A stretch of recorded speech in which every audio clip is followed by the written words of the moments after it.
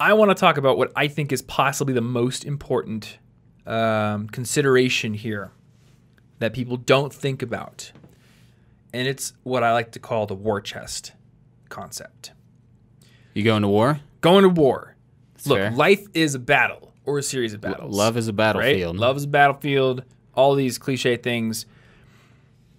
When I think of like the war chest, I think of like what's my pool of resources that I have to take action. Like if I'm playing a board game, right? I need resources to take actions. Or a really good example, I've been playing this game called Don't Starve a lot lately. And in Don't Starve, literally the goal is to not starve. Of course, you can die in a bazillion ways. You can die if you get caught out in the dark without a fire. You can die from freezing. You can die from overheating. You can die from getting killed by wolves. All kinds of things. But the main thing is like you don't want to starve. So you have to get food. So the main strategy in this game is you build a base somewhere, and then that's like where you're cooking food, where you're storing a lot of your resources, where you're storing a lot of food. Then you have to leave the base to go do things. And I usually play as kind of like the nomadic person who goes off and gathers resources, comes back to the base.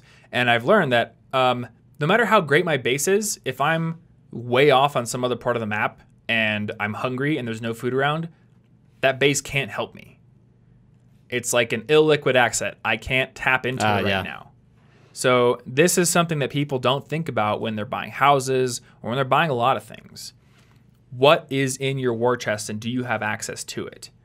And the problem is when people make their down payments, like they get this goal in mind that they want to buy a house. They're saving for their down payment.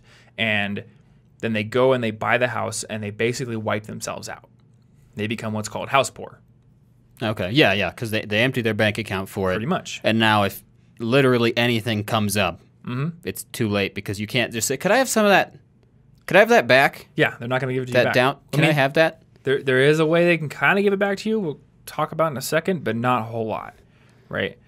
So now the bank will not let you completely wipe yourself out on the down payment because they want to know that you're like solvent as an owner of the home, so you'll actually pay your mortgage every month. That makes sense. But a lot of people will take their net worth, from something where there's like a decent pool of savings there to deal with problems that they come up, to being really stretched thin and like getting to the point where like a blown tire on a car could be kind of a dicey thing.